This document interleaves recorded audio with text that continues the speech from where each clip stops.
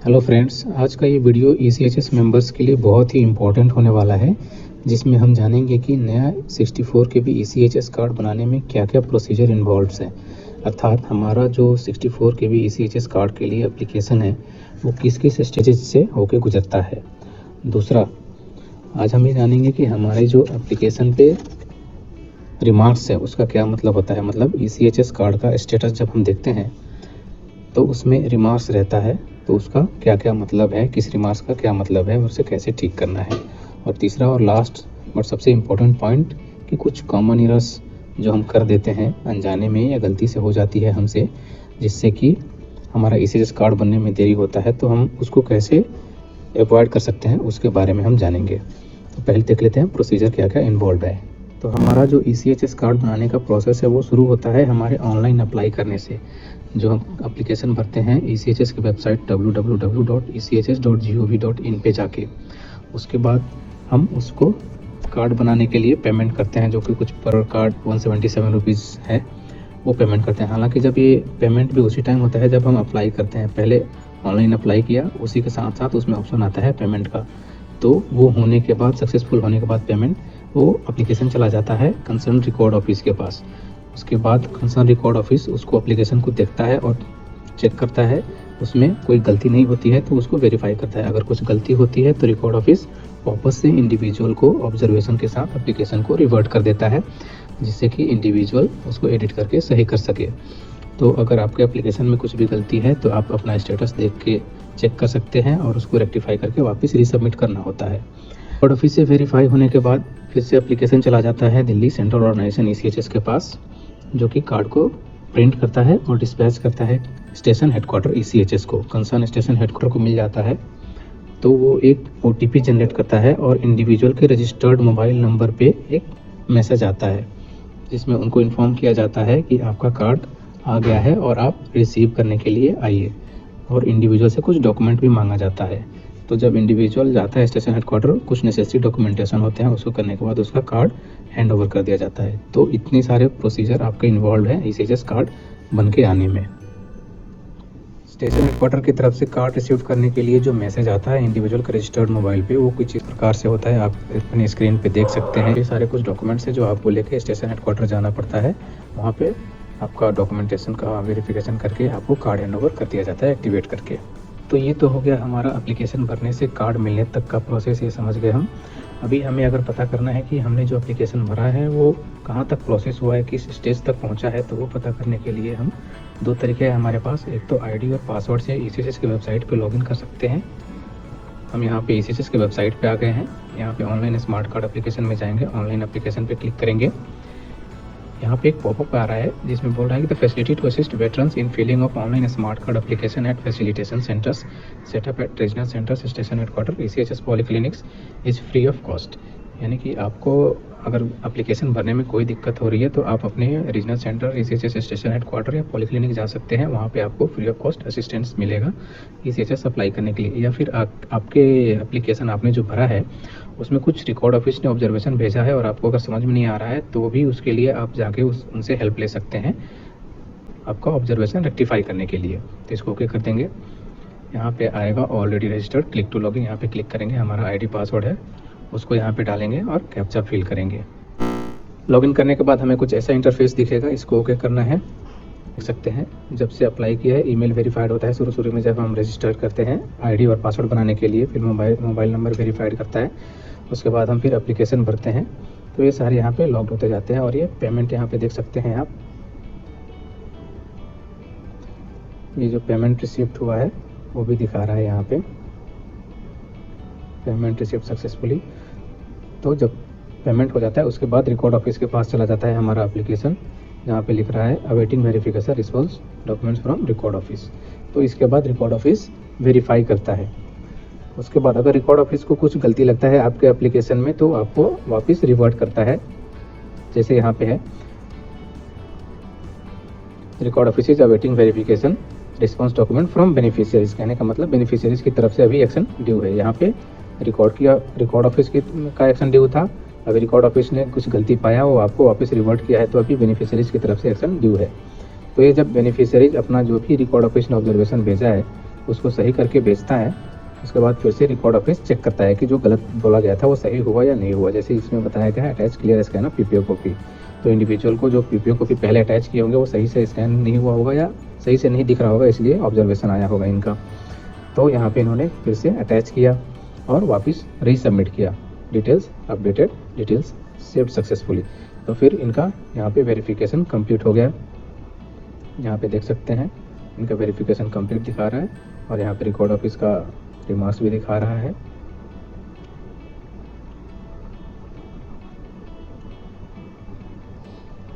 उसके बाद जब इनका कार्ड प्रिंट होगा वो भी इसमें लॉग दिख जाएगा। तो आपका देख सकते हैं इसमें स्टेटस कहाँ तक एक्शन हुआ है आपके एप्लीकेशन पे। ये इनका कार्ड प्रिंट हो गया यहाँ पे सबके लिए, जितने भी बेनिफिशियरीज थे। उसके बाद कार्ड टेस्टेड दिखा रहा है, tested and ready for dispatch from source. जहाँ पे भी कार्ड प्रिंट हुआ है वहाँ से डिस्पैच के लिए रेडी है। फिर उसके बाद कार्ड डिस्पैच हो गया वो भी दिखा रहा है। Card dispatch from source, card received by regional centre. Regional centre ECHS जो होता है वहाँ पे आता है पहले, फिर रीजनल सेंटर स्टेशन हेडक्वार्टर को भेजा है वो भी दिखा रहा है। Card dispatch to station headquarter, फिर जब स्टेशन हेडक्वार्टर के पास आता है card received at station headquarter, तो स्टेशन हेडक्वार्टर एक SMS जनरेट करता है जो कि इसमें मेंशन है।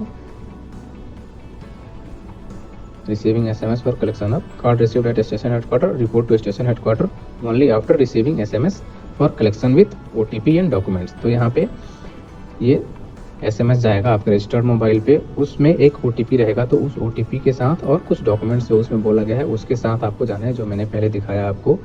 जो SMS आएगा स्टेशन हेडक्वार्टर की तरफ से, तो SMS का OTP और कुछ डॉक्यूमेंट्स लगेगा जो आपको रिसीव करने के टाइम पे चाहिए होगा। उसके बाद प्रोसेस करके कार्ड हैंड ओवर कर दिया जाएगा इंडिविजुअल को। Card handed over to individual, card handed over to individual. तो ये प्रोसेस लगेगा आपका पूरा कार्ड एप्लीकेशन अप्लाई करने से लेके कार्ड मिलने तक। और आप चेक कर सकते हो कि कहाँ पे मेरा पेंडिंग पड़ा है। तो आपको चेक करना है, एडिट एप्लीकेशन में जाके देखना है कि पहले तो देखना है कि क्या गलती किया है आपने, क्या रिकॉर्ड ऑफिस ने बोला है आपको सही करने के लिए, और फिर उसको एडिट एप्लीकेशन में जाके ठीक करना है।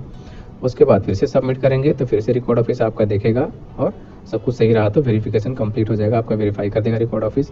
फिर कार्ड प्रिंट होगा, फिर आपका स्टेशन हेडक्वार्टर में पहुंचेगा, फिर स्टेशन हेडक्वार्टर आपको एक SMS भेजेगा और SMS के साथ आपको और कुछ डॉक्यूमेंट के साथ जाके कार्ड लेना है। तो ये आपका पूरा प्रोसेस हो गया। आई होप कि आपको समझ में आ गया होगा कि आपका स्टेटस कैसे देखना है और कार्ड का कैसे पता करना है कि कहाँ पे आपका प्रोसेस पेंडिंग पड़ा है। एप्लीकेशन स्टेटस देखने का दूसरा जो तरीका है ECHS बेनिफिशियरीज ऐप। इसको डाउनलोड करके इंस्टॉल करने के बाद इसको ओपन करेंगे। ओपन करने के बाद ये जो इंटरफेस आ रहा है इसमें थर्ड ऑप्शन है कार्ड स्टेटस, इस पर क्लिक करना है और यहाँ पे एप्लीकेशन नंबर या मोबाइल नंबर डालना है जो रजिस्टर्ड मोबाइल नंबर है। तो यहाँ पे एप्लीकेशन नंबर डाल के हम देखते हैं। एप्लीकेशन नंबर डाल दिया, सो स्टेटस पे क्लिक करेंगे तो बेनिफिशियरीज का नाम दिखाएगा। इस पे एप्लीकेशन वाले पे क्लिक करेंगे तो स्टेटस दिखाएगा। इसमें लास्ट में सबसे लेटेस्ट स्टेटस आएगा। तो इनका जैसे दिखा रहा है 4 फरवरी का इनका आया हुआ है स्टेटस, स्पॉस फोटो का और डेट ऑफ बर्थ का। तो इनको स्पॉस फोटो सही करना है और डेट ऑफ बर्थ सही करना है। ये सही आप एडिट एप्लीकेशन में जाके कर सकते हैं, जो कि आपको ECHS वेबसाइट पे लॉगिन करके ऑप्शन मिलेगा। ये एप्लीकेशन में खाली आप देख सकते हैं कि क्या गलती किया है आपने और रिकॉर्ड ऑफिस ने क्या सही करने के लिए बोला है। तो वो सही करने के लिए आपको ECHS वेबसाइट पे अपना लॉगिन करके ही कर सकते हैं एडिट एप्लीकेशन में जाके। तो ये हो गया आपका प्रोसीजर, आपने देख लिया। स्टेटस कैसे चेक करना है वो भी आपने जान लिया। अभी हम चलते हैं कि हम कुछ गलती कर देते हैं, छोटी छोटी गलती जो हम नहीं जानते हैं, फिर भी गलती अनजाने में हो जाती है और जिसके चलते कि हमारा कार्ड बनने में डिले होता है। तो क्या क्या कॉमन एरर्स होते हैं वो नौपेन के वेबसाइट पे मुझे मिला, तो वो मैं आपको दिखाता हूँ और वो डिस्कस करते हैं। उससे आपको क्लियरली पता चलेगा कि क्या गलतियाँ होती है और उसको कैसे हटाया जा सकता है। तो ये नौपेन का वेबसाइट का होम पेज है। इसमें व्हाट इज़ न्यू में हम जाएंगे, व्यू ऑल में क्लिक करेंगे तो इसमें ECHS का एक फोल्डर बना हुआ है। नीचे चलते जाएंगे तो यहाँ पे है लेटेस्ट ECHS अपडेट्स, इस पे क्लिक करेंगे।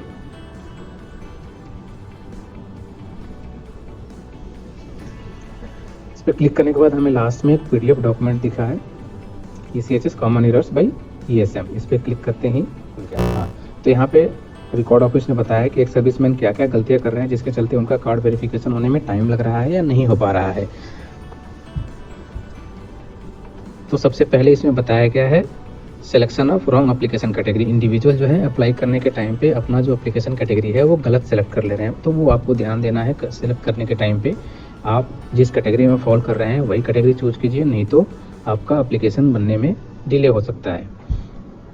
इसमें बताया भी गया है correct procedure individual are advised to select right application category as per their eligibility. कहने का मतलब आप अगर 16 के भी कार्ड होल्डर हैं तो 16 के भी कार्ड होल्डर वाला सेलेक्ट करना है कैटेगरी आपको। वैसे ही 32 के भी कार्ड होल्डर अपना 32 के भी वाला सेलेक्ट करेंगे, या TY slip holder TY slip वाला सिलेक्शन करेंगे। उसमें बहुत सारी कैटेगरी है, वो आप देख सकते हैं। आपके जो सही कैटेगरी है वही चूज करना है। उसके बाद दूसरा आता है uploading of improper photos. Black and white photos, selfie photos, multiple background photos and blur photo are not to be uploaded. कहने का मतलब आप जो एप्लीकेशन में फ़ोटो अपलोड कर रहे हो वो ब्लैक एंड वाइट नहीं होना चाहिए या मल्टीपल बैकग्राउंड नहीं होना चाहिए। कई लोग सेल्फी अपलोड कर लेते हैं जो कि सही नहीं है, और कुछ लोग ब्लर फोटो या बिल्कुल छोटा सा फोटो डाल देते हैं, वो सही नहीं है। तो आपको only colour photograph solid background के साथ डालना है। कहने का मतलब बैकग्राउंड जो होना चाहिए वो सिंगल होना चाहिए, सॉलिड होना चाहिए, और फोटोग्राफ शुड भी विदाउट हेड गियर। कैप पहन के या पगड़ी पहन के ये अवॉइड कीजिए फ़ोटो डालने में।